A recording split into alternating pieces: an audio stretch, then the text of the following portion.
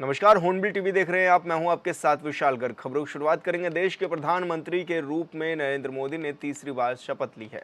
इस दौरान उत्तराखंड से अजय टम्टा भी उनकी कैबिनेट में शामिल हुए, जिससे उत्तराखंड में एक बार फिर से खुशी का माहौल है। तो वहीं हरिद्वार सीट से सांसद त्रिवेंद्र सिंह रावत का कहना है कि देश और राज्य का विकास पीएम मोदी और अजय टम्टा के नेतृत्व में तेजी से होगा।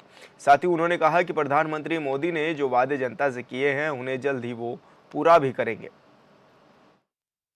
हरिद्वार लोकसभा सीट से सांसद त्रिवेंद्र सिंह रावत जी इस वक्त हमारे साथ मौजूद हैं। सर, नई सरकार का गठन हो गया है, प्रधानमंत्री नरेंद्र मोदी ने तीसरी बार शपथ भी ले ली है।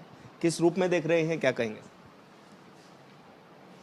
देखिए, देश के बहुत बड़ा हित हुआ है कि तीसरी बार नरेंद्र दामोदर दास मोदी जी उनके नेतृत्व में सरकार बनी है और देश ने अपना विश्वास उनके ऊपर जताया है। निश्चित रूप से जो काम की शुरुआत पिछले 10 वर्षों में हुई है, अब उसको बहुत गति मिलेगी और देश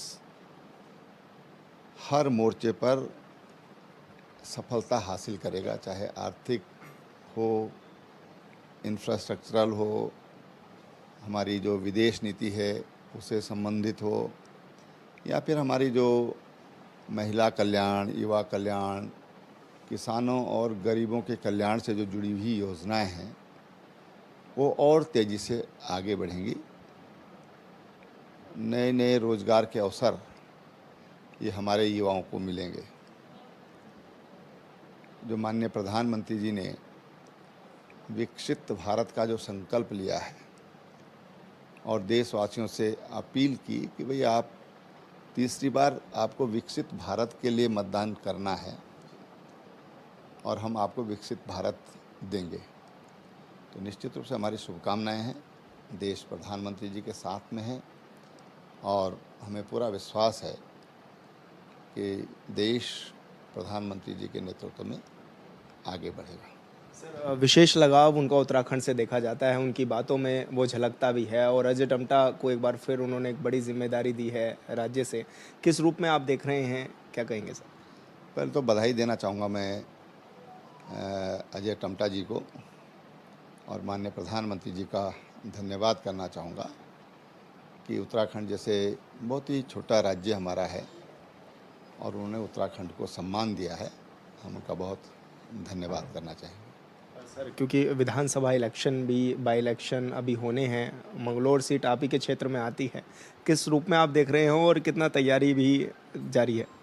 अब देखिए, अभी हम लोग संगठन के साथ बैठ करके उसके बारे में आगे की रणनीति बनाएंगे। अभी अभी लोकसभा का चुनाव भी संपन्न हुआ है और मंगलौर और जो हमारी बद्रीनाथ विधानसभा है, दोनों पर चुनाव होना है, उपचुनाव होना है। तो पार्टी के साथ बैठ कर रणनीति बनेगी, उस सीट को हम कैसे प्राप्त कर सकते हैं, क्योंकि सामान्यतः जब उपचुनाव होते हैं तो ये माना जाता है कि वो सरकार के पक्ष में जाने की उनकी ज़्यादा संभावना होती है। तो हमारी कोशिश होगी कि ये सीटें फिर भारतीय जनता पार्टी के पास एक बार आएँ। सर, निकाय चुनाव भी क्योंकि प्रदेश में होना है, उसको लेकर के भी कितनी तैयार है बीजेपी, किस रूप में देख रहे हैं आप लोग? देखो, बीजेपी तो हमेशा तैयार रहती है। बीजेपी के पास अपना संगठनात्मक ढांचा है और पार्टी ने इस विषय को लेकर के जनता के बीच में भी लगातार जा रही है। अब चुनाव डिक्लेयर होना है, चुनाव डिक्लेयर हो तो फिर आगे उस पर काम किया जाएगा। अच्छा सर, मेरा एक सवाल ये भी है कि प्रधानमंत्री नरेंद्र मोदी जिस तरह से किसानों के हित में बात कर रहे हैं, चाहे वो किसान निधि हो, उसको भी बरकरार रखने का काम किया और भी तमाम कैबिनेट में उन्होंने बड़े फैसले लिए पहली कैबिनेट में, किस रूप में आप उनके फैसलों को देख रहे हैं? अब देखिए, किसानों के सामने एक बहुत बड़ी समस्या होती थी, क्योंकि आज भी हमारे देश में हमारी जो खेती है काफ़ी कुछ प्रकृति पर निर्भर करती है। प्रकृति पर निर्भर करती है तो प्रकृति का रूप ये बदलता रहता है, उसमें बहुत सुनिश्चितता नहीं होती है। ऐसे में किसानों को कई बार जब वो अपने खेतों में बीज बोते थे तो कई बार अतिवृष्टि के कारण या अनावृष्टि के कारण, वर्षा की अधिकता या बगैर बरसात के कारण किसानों को बहुत नुकसान होता था और उनके पास बीज के लिए भी पैसा नहीं होता था। एक समस्या थी कि अगली फसल वो कैसे उगाएंगे। प्रधानमंत्री जी ने एक 6,000 रुपया सालाना दे करके उन छोटे जो मार्जिनल हमारे फार्मर हैं उनको एक आशा की किरण दिखाने का काम किया कि भाई चलिए आपका सीड का खर्चा हम देते हैं, आप मेहनत करिए और अपनी आय बढ़ाइए, देश को अच्छा उत्पादन दीजिए। सर मेरा अंतिम सवाल यह है कि इंडिया अलायंस का कहना यह है कि हम लोगों ने एक मजबूत विपक्ष खड़ा कर दिया है आप लोगों के सामने। किस रूप में देख रहे हैं और क्या कहेंगे कांग्रेसियों को और इंडिया अलायंस को? देखिए, लोकतंत्र में जिस तरह से सत्ता मजबूत चाहिए उसी तरह से विपक्ष भी मजबूत चाहिए। तो अच्छा है विपक्ष, क्योंकि विपक्ष भी जनता की आवाज़ उठाने वाला होना चाहिए। विपक्ष भी सकारात्मक विपक्ष हो तो फिर लोकतंत्र खूब फलता फूलता है। तो हमारी शुभकामनाएं उनके लिए। धन्यवाद सर, हॉर्नबिल टीवी से बात करने के लिए। त्रिवेंद्र सिंह रावत जी को आप सुन रहे थे और तमाम विषयों पर आज हमने उनसे बातचीत भी की है। हॉर्नबिल टीवी के लिए देहरादून से विशाल गर्ग। उत्तराखंड में सबसे बड़ी समस्या पलायन की है। युवाओं को रोजगार न मिलने की वजह से युवा लगातार दूसरे राज्यों में जाकर रोजगार तलाश रहे हैं। इसी पलायन को रोकने के लिए धामी सरकार नई नई योजनाओं के द्वार भी खोलने लगी है और इन्हीं द्वार में से एक द्वार रामनगर के आम पोखरा रेंज में खोला गया है, जिसको परवाने चढ़ाने के लिए प्रभागीय वनाधिकारी और उनकी टीम ने कड़ी मेहनत के साथ कई कोशिशें भी की हैं और वो अब रंग बिलाने लगी हैं। बता दें कि आम पोखरा रेंज में नए पर्यटन जोन हाथी नगर नाम से तैयार किया जा रहा था, जिसका शुभारंभ कुमाऊं चीफ और रामनगर के बीजेपी विधायक ने किया था। आज उस पर्यटन जोन से मार्च से अब तक 15 लाख से ज़्यादा राजस्व सरकारी खजाने में जमा करा दिया गया है।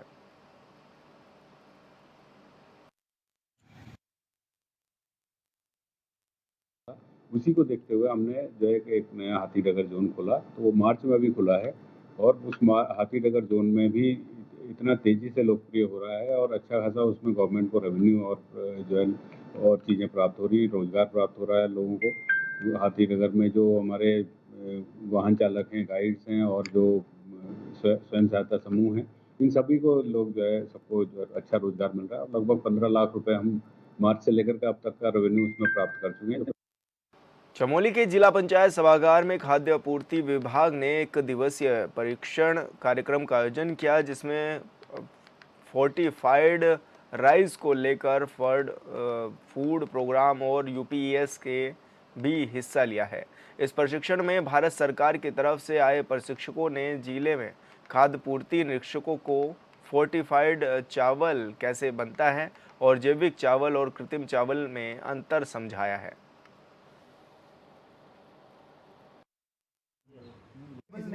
जो चावल आ रहा है उसके अंदर फोर्टिफाइड राइस कर्नल ऐड किए गए हैं। तो जो फोर्टिफाइड राइस कर्नल है वो चावल के आटे से ही बनते हैं। चावल को पीस के उसके अंदर iron, folic acid, vitamin B12 को डाला जाता है और फिर एक्सट्रूजन मशीन से उस चावल के आटे को चावल के दाने का आकार दिया जाता है। तो जो लोगों में भ्रांतियां हैं कि ये प्लास्टिक का चावल है, वो प्लास्टिक का चावल नहीं है। वो चावल के आटे के अंदर विटामिन्स, मिनरल्स ऐड करके उसको दोबारा चावल का आकार दिया जाता है और फिर चावल में मिक्स किया जाता है 1:100 की। हरिद्वार के बहादुराबाद थाना क्षेत्र में पंजाब नेशनल बैंक के मिनी बैंक में घुसकर 1.5 लाख रुपए की चोरी के मामले का पुलिस ने खुलासा किया है। पुलिस ने खुलासा करते हुए एक आरोपी को भी गिरफ्तार किया है। आरोपी ने चोरी करने के बाद मोबाइल फ़ोन खरीदने के साथ ही शराब और जुए में पैसे उड़ा दिए। आरोपी के कब्जे से 13,820 रुपये और चोरी के पैसे से खरीदा गया मोबाइल फ़ोन बरामद किया गया है। आरोपी को कोर्ट में पेश कर जेल भेज दिया गया है।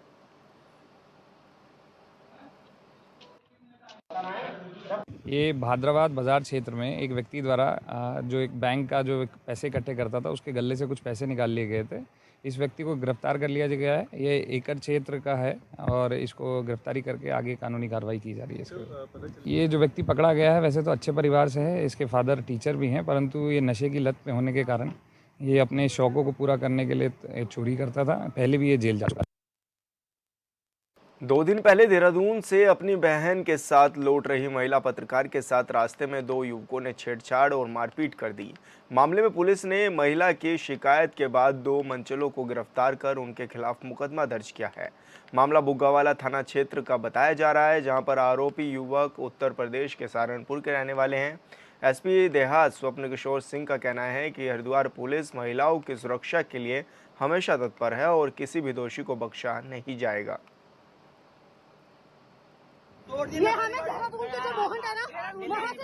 मैं देहरादून से रुड़की के लिए आ रही थी और ये मोहंड क्रॉस करने के बाद एक बाइक पे 2 युवक सवार थे और उन्होंने हमारा पीछा करना शुरू करा। आगे पीछे वो करते रहे। हमने अपनी गाड़ी स्लो भी करी ताकि वो निकल जाए, लेकिन उन्होंने अश्लील फप्तियाँ उन्होंने कसी, अश्लील इशारे करे, गाली गलौज करने लगे और वो नशे में पूरे धुत थे। पीछे इन्होंने शीशा तोड़ा, पीछे वाली सीट के दोनों शीशे इन्होंने तोड़े और उसके बाद मुझे घसीट कर इन्होंने बाहर निकाला, मुझे मारा इन्होंने और उसके बाद मेरी बहन से भी बदतमीज़ी करी, फ़ोन छीनने की कोशिश करी इन्होंने, गाली गलौज करी। जितना ये ह्यूमिलेट कर सकते थे उस वक्त, एक को हमारे अंदर जितनी जान थी हमने कोशिश करके एक को हम पकड़े रहे। इतने में कुछ लोग पुलिस को लेकर आ गए और फिर उसके बाद अब दोनों आरोपियों को जेल भेज दिया गया। परसों रात्रि में एक महिला के साथ कुछ युवकों के द्वारा अभद्रता किए जाने की शिकायत प्राप्त हुई थी। इस संबंध में हरिद्वार पुलिस के द्वारा तत्काल अंतर्गत धारा 323, 341, 427, 504, 509 आईपीसी का अभियोग पंजीकृत करते हुए दोनों आरोपियों अर्जुन और शुभम को हिरासत में लेते हुए उनके विरुद्ध प्रभावी और त्वरित कार्रवाई अमल में लाई गई। महिलाओं के साथ होने वाले अपराधों के प्रति हरिद्वार पुलिस निरंतर जीरो टॉलरेंस की नीति पर चलते हुए प्रभावी कार्रवाई और त्वरित। उत्तराखंड में मानसून सीजन आने वाला है। सुबह में मानसून सीजन हर साल भारी तबाही लेकर आता है। ऐसे में मानसून सीजन को लेकर सरकार कितनी तैयार है, इस रिपोर्ट में देखिए।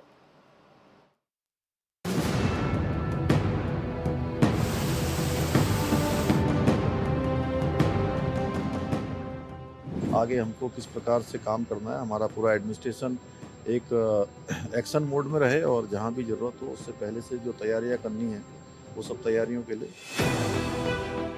विषम भौगोलिक परिस्थितियों के चलते उत्तराखंड में आपदा जैसे हालात उत्पन्न होते हैं, लेकिन मॉनसून सीजन में हालात और खराब हो जाते हैं। हर साल मॉनसूनी बारिश उत्तराखंड में कहर बनकर बरसती है। अब जल्द ही उत्तराखंड में मॉनसून दस्तक देने वाला है। उत्तराखंड में इस वर्ष मॉनसून में सामान्य से अधिक बारिश होने का पूर्वानुमान जताया जा रहा है।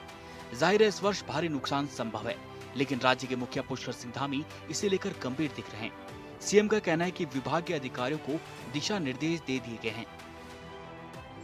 मानसून सत्र हमेशा से हमारे लिए एक चुनौती जैसा होता है, क्योंकि किसी न किसी रूप में हमको आपदाओं का भी सामना करना पड़ता है, अतिवृष्टि का सामना करना पड़ता है, नदी नालों की जो बाढ़ आती है उसका भी सामना होता है, जल भराव होता है। तो उसी से संबंधित क्योंकि आगे हमको किस प्रकार से काम करना है, हमारा पूरा एडमिनिस्ट्रेशन एक एक्शन मोड में रहे और जहां भी जरूरत हो उससे पहले से जो तैयारियां करनी है वो सब तैयारियों के लिए। उत्तराखंड में मॉनसून हर साल अपने साल तबाही लेकर आता है। मॉनसूनी बारिश के कारण अक्सर उत्तराखंड में जान माल का काफी नुकसान होता है। कई बार तो स्थितियां ऐसी हो जाती हैं कि बाढ़ में सड़क तक बह जाती है और गांव का संपर्क जिला मुख्यालय से कट जाता है। ऐसे हालात में आपदाग्रस्त क्षेत्र में रेस्क्यू करना भी मुश्किल हो जाता है। पिछले वर्ष भी आपदा ने प्रदेश में भारी तबाही मचाई थी। पिछले वर्ष मानसून सीजन में 150 से ज्यादा लोगों ने अपनी जान गंवाई, तो वहीं प्रदेश को तकरीबन 1400 करोड़ का नुकसान भी हुआ। देखिए, मानसून सीजन में जो पिछली बार की चुनौतियां पूरे राज्य क्षेत्र में रही हैं, उन सब बातों को ध्यान में रखते हुए लगातार गृह विभाग के द्वारा, स्वास्थ्य विभाग के द्वारा, लोक निर्माण विभाग के द्वारा लगातार बैठकें आयोजित हो रही हैं। मुख्यमंत्री स्तर पर लगातार उनकी समीक्षा हो रही है। जोशीमठ, हरिद्वार जैसी बड़ी आपदाएं लोगों के जहन में आपदा के दंश छोड़कर चली जाती है। पिछले वर्ष प्राकृतिक आपदा की वजह से 96 लोगों की मौत हो गई थी। वहीं 16 लोग लापता थे और 73 लोगों की मौत रोड एक्सीडेंट में हुई थी। हालांकि इस बार ऐसा न हो, इसके लिए सरकार आपदा विभाग के साथ मिलकर सटीक प्लान तैयार कर रहा है। सूबे के मुखिया पुष्कर सिंह धामी मानसून सीजन को लेकर लगातार आपदा प्रबंधन विभाग की समीक्षा बैठक कर रहे हैं। मुख्यमंत्री पुष्कर सिंह धामी ने मानसून सीजन के दौरान आपदा प्रबंधन अधिकारियों को अलर्ट मोड पर रहने के निर्देश दिए हैं। वहीं मुख्यमंत्री ने कहा कि किसी भी तरह की लापरवाही बर्दाश्त नहीं की जाएगी। कि कहीं जहाँ साफ सफाई होनी है साफ सफाई हो, कुछ जगह पर जो नाले बंद हो गए हैं उन सबको खोला जाए, कहीं पर जो है कूड़ा जमा हो जाता है वो सब चीज़ें, और साथ में ऐसे समय में रोडें बंद हो जाती हैं तो रोडें भी खुलें। चूँकि चारधाम यात्रा भी चल रही है तो उसका भी विशेष रूप से चूँकि यह है कि कहीं मार्ग ज़्यादा लंबे समय तक अवरुद्ध न हो, तो इन सब विषयों पर बात कर रहे हैं। इस बार जिस तरीके से बारिश की संभावना अधिक जताई जा रही है, तो ऐसे में सरकार के सामने आपदा से निपटने की बड़ी चुनौती रहेगी। लेकिन इस चुनौती से निपटने को लेकर सरकार तमाम दावे कर रही है। बीजेपी सरकार में राज्य मंत्री ज्योति प्रसाद गैरोला ने कहा कि मानसून सीजन को देखते हुए बीजेपी सरकार लगातार एक्टिव मोड में है। मुख्यमंत्री पुष्कर सिंह धामी समय पर समीक्षा बैठक कर रहे हैं और इस बार मानसून सीजन को लेकर सरकार पूरी तरह से तैयार है। लगातार काम कैसे आगे बढ़े और मानसून सीजन में हमारा जो भी सड़कों को लेकर, स्वास्थ्य को लेकर जो चुनौतियां रहती हैं उसका मिटिगेशन कैसे हो, वो न्यूनतम कैसे बनी रहें, उन सब की समीक्षा हो रही है। और मुझे लगता है कि जिस प्रकार की समीक्षा हो रही है, जिस प्रकार की मुख्यमंत्री जी लगातार सभी क्षेत्रों पर ध्यान दे रहे हैं, ऐसी कोई विशेष चुनौती मानसून सीजन में नहीं रहेगी।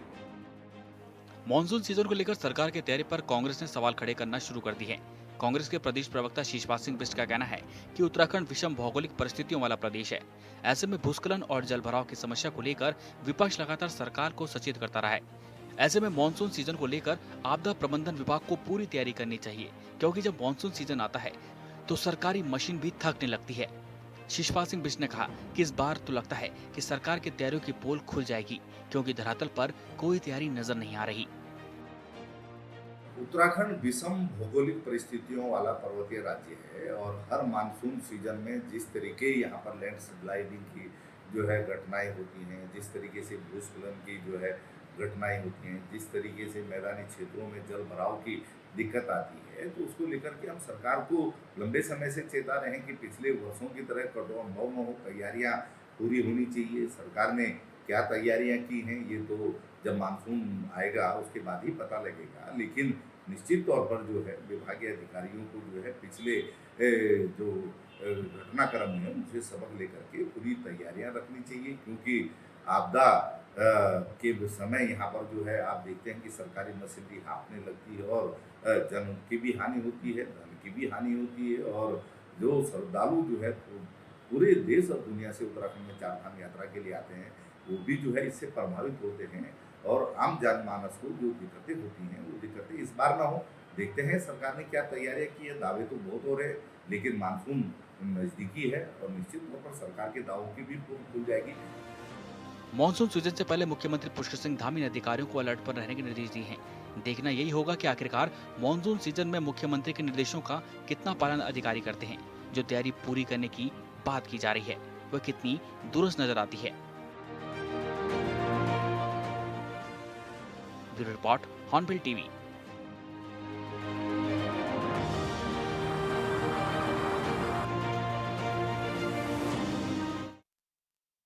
पानी की किल्लत से देश भर में लोग परेशान हैं और इसमें उत्तराखंड के भी कई जिले अछूते नहीं हैं।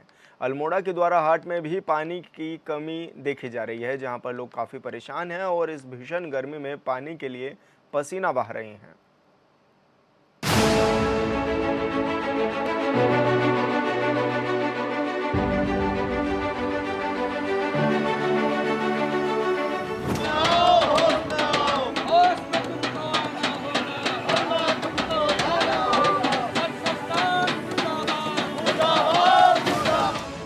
इस साल देश के अलग अलग राज्यों में, साथ ही पहाड़ी राज्य उत्तराखंड में भीषण गर्मी पड़ रही है।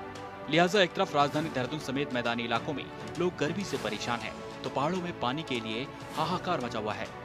राजधानी देहरादून में बैठी बीजेपी की डबल इंजन वाली सरकार दावा तो करती है कि सब कुछ ठीक है, लेकिन पहाड़ के लोगों में सरकार के प्रति भारी आक्रोश है।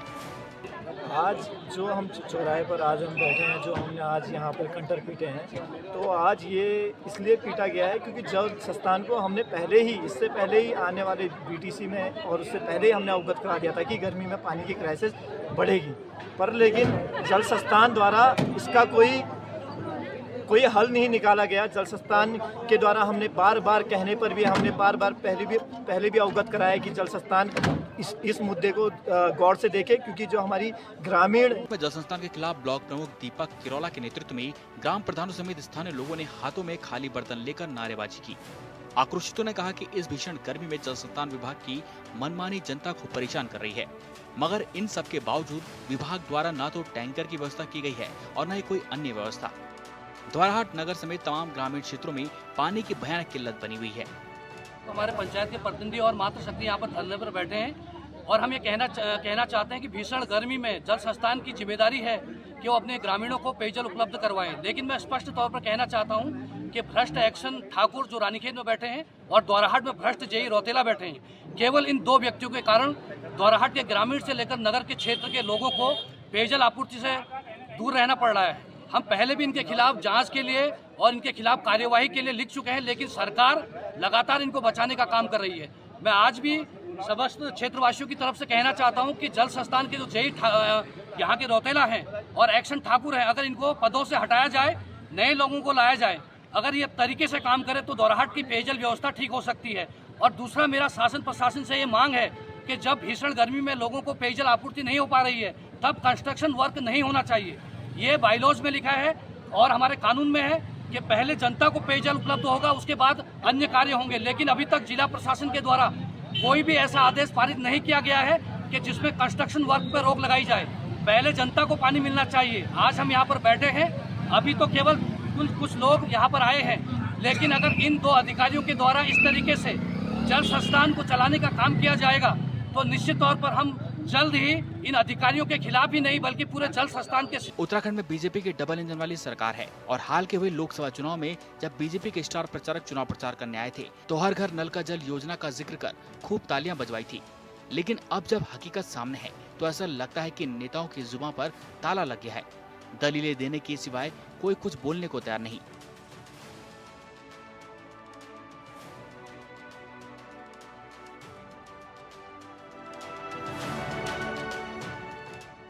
Bureau report, hornbill TV. और फिलहाल इस बुलेटिन में इतना ही। आप देखते रहिए हॉर्नबिल टीवी। नमस्कार।